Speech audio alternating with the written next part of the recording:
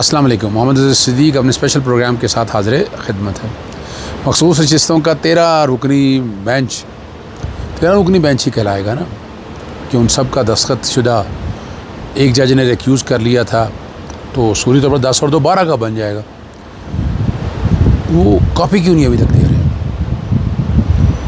और तोशाखाना की ज़मानत की केस की समाअत नहीं लगी 190 मिलियन पाउंड की, और तोशाखाना के केस की समाअत भी जेल में नहीं होनी। इमरान खान साहब, मैंने आपको कहा था कि जेल में मिलने नहीं देना उन्होंने, और इमरान खान साहब से जेल में मुलाकातों पर पाबंदी है। इतनी बड़ी सियासी जमात का रहनुमा और उसके साथ जुल्म और ज़्यादती इस हद तक जा चुकी है। इमरान खान साहब ने बहुत सी बातें की हैं, लेकिन जो पासपोर्ट इंडेक्स के हवाले से मेरी टीम ने चीज़ें शेयर की हैं, वो बड़ी हैरानगी हो रही है। यानी अब कहना क्या चाह रहे हैं, झूठ क्यों बोल रहे हैं और बातें। और 27वीं आईनी तरमीम की फेवर में सुप्रीम कोर्ट बार के सदर भी आ गए। आज जो मज़ेदार बात है, यानी अब जो नज़र आ रहा है कि असेंबलियों की मियाद बढ़ाने की जो बात हो रही है, हाई कोर्टों के मुस्तकिल चीफ जस्टिस के हवाले से भी 2 दिन रह गए हैं, वो भी चीज़ें सारी सामने आ जाएंगी। मखसूस नशिस्तों के केस में सुन्नी इत्तेहाद काउंसिल ने 12 जजेस दस्तखत वाला ऑर्डर जारी कर सुप्रीम कोर्ट से रुजू कर लिया।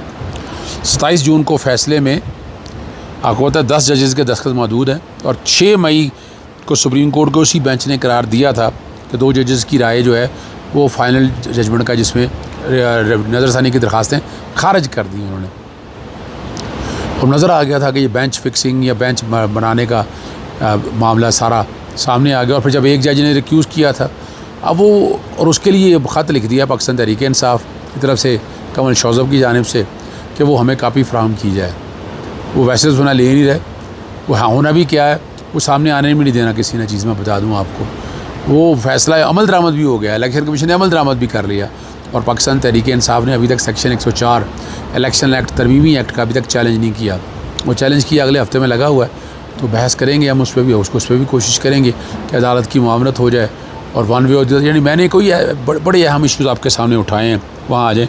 29 जून को एक्स हुकूमत पाकिस्तान के ऑफिशियल अकाउंट से पोस्ट किया कि काबिल ज़िक्र संग मिल अबूर कर लिया। कहा गया कि बैनले पासपोर्ट इंडेक्स 2025 एक आलमी पासपोर्ट रैंकिंग इंडेक्स है, और पाकिस्तान में वो रैंकिंग की उन्होंने बेहतरी की बात की है। जो मेरी टीम ने कि 2021 में 113वें नंबर से बढ़कर 2025 में 100वें नंबर पर पहुंच गई। अब ये वो बता रहे हैं, पोस्ट में ये भी कहा कि बेहतर दर्जाबंदी पाकिस्तान की बढ़ती हुई बैनुल-अक़वामी मसरूफियात और मजबूत सफारती ताल्लुकात की अक्कासी करती हैं। अब ये बात जो है ना, और ये इसे काबिल ज़िक्र इजाफा करार दिया, लेकिन जो टीम ने समझाया है कि पोस्ट को बाद में बगैर किसी वजाहत के डिलीट कर दिया गया। ये दावा पाकिस्तान बैनले पासपोर्ट इंडेक्स रिपोर्ट के नताइज को गलत अंदाज में पेश किया गया। पाकिस्तान का पासपोर्ट 2021 और 2025 में आलमी सतह पर निचले 4 नंबरों में शामिल है। जो बातें कर रहे हैं ना कि बहुत दर्जा बुलंद हो गया, वो निचले 4 नंबरों पे रैंकिंग नंबर में तब्दीली दौरान इंडेक्स में एडजस्टमेंट की वजह है। वीज़ा फ्री रसाई में बेहतरी नहीं। लंदन में कायम बैनल पासपोर्ट इंडेक्स ने 2006 से दुनिया के सबसे ज़्यादा सफ़र के मौजूद पासपोर्ट की निगरानी की है। ये हर साल 4 रिपोर्ट्स जारी करता है, Q1, Q2, Q3 और Q4, और पासपोर्ट की दर्जाबंदी इसी बुनियाद पर की जाती है। और उनके हामिलीन जिन्होंने वीज़ा पर रखा होता है, बगैर वीज़ा के कितनी मंजिलों में दाखिल हो सकते हैं। 2021 की पहली छमाही में इंडेक्स ने 199 पासपोर्टों की दर्जाबंदी की। पाकिस्तान 32 वीज़ा फ्री स्कोर के साथ 107वें नंबर पे था। इस तरह वो मालिक जिनमें हामिलीन बगैर वीज़ा के रसाई हासिल कर सकते हैं, ये चौथे सबसे कम नंबर है, सिर्फ शाम, इराक और अफ़गानिस्तान से आगे। यानी वो जो पासपोर्ट इंडेक्स में बह के बड़ी कारकर्दगी की बातें बताते हैं, पता नहीं कौन सी कारकर्दगी है यार, वो तो बताएं कौन सी कारकर्दगी है। और मरीम सफदर का एक और शोरा आफाक कारनामा जो बताया जा रहा है, जो अपने इमरान खान साहब से मुकाबला या उस गवर्नमेंट से करने की कोशिश करती है। प्रोजेक्ट्स में आपको अक्सर पता है कापी पेस्ट नज़र आती है, और ने हज़रत जना का नाम भी नहीं रखा। बुज़दार दौर में 4 साल कबल कार्डियोलॉजी के सेंटर की बुनियाद रखी गई। PDM दौर में सूबे का नाकाम जना इंस्टीट्यूट ऑफ कार्डियोलॉजी रखा गया था।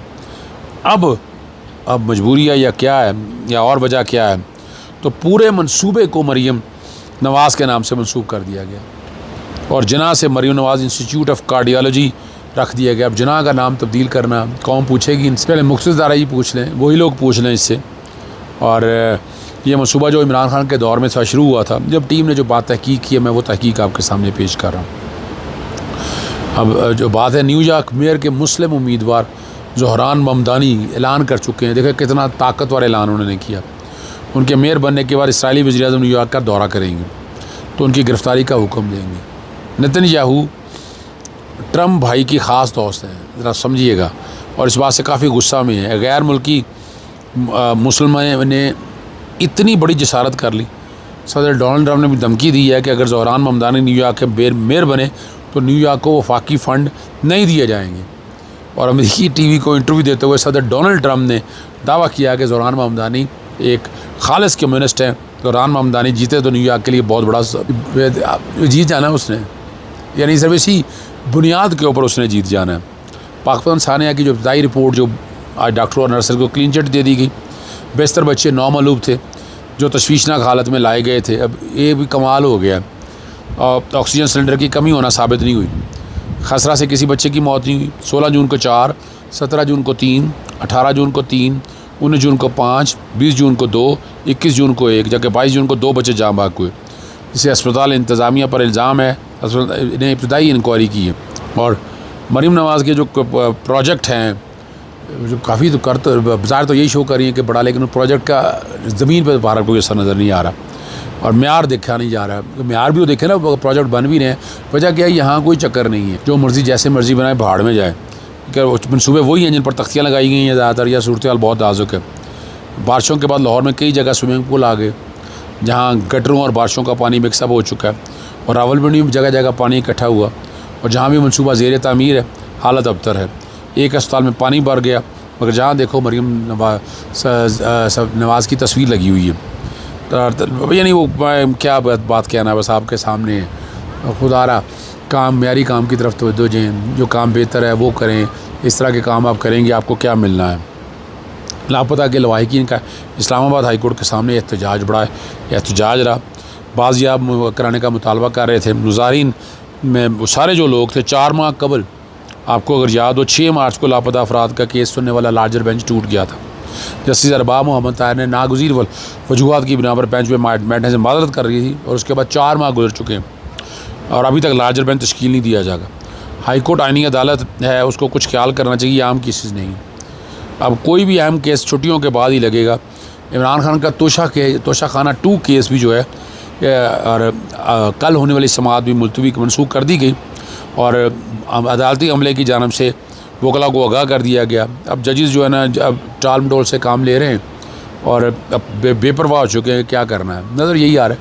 हलीमा खान साहबा ने भी 26 जून को इमरान खान की सज़ा की मुअत्तली पर समाअत के बाद गुफ्तगू की थी और कहा था कि किसी शख्स की आज़ादी और ज़मानत की हो तो अदालतें बंद नहीं होती। लेकिन इस्लामाबाद हाई कोर्ट के कायम चीफ जस्टिस के सेक्रेटरी ने वो बता रहे हैं कि बताया कि आपको तारीख नहीं दे सकते, 2-3 दिन समझने में लगेंगे कि कौन सा जज छुट्टियों में दस्तयाब है और कौन से नहीं, तो पीर से पहली तारीख नहीं दे सकते।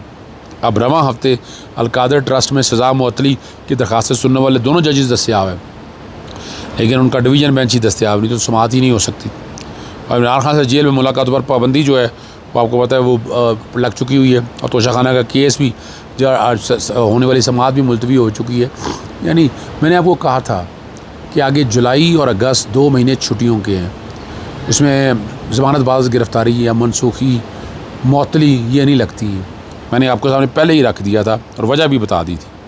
अब अगली जो बात और आखिरी बात बड़ी अहम करना है, इतनी जल्दी हुकूमतों को नहीं जितनी सुप्रीम कोर्ट बार को है। सुप्रीम कोर्ट बार के सदर मियाँ रूफ अता ने भी Islamabad high court bar Wajid Gilani के बाद 27वीं आइनी तरमीम का मुतालबा कर दिया। सदर सुप्रीम कोर्ट बार ने आइन की तरमीम के जरिए वाक़ई आइनी अदालत कायम करने का ऐलान कर दिया। टीवी प्रोग्राम में बैठे थे, मैंने तो बता दिया कि आप हुकूमती एजेंडा लेकर चल रहे हैं, जो हुकूमत चाहती है उसी पे आप उसी लाइन के ऊपर चल रहे हैं। कमरज़मान कारा साहब मेरे साथ तो बैठे थे, वो गुस्से हो गए इस बात में। भाई आप लोग वो हैं जिन्होंने इस मुल्क में जमहूरियत की तबाही और बर्बादी की है।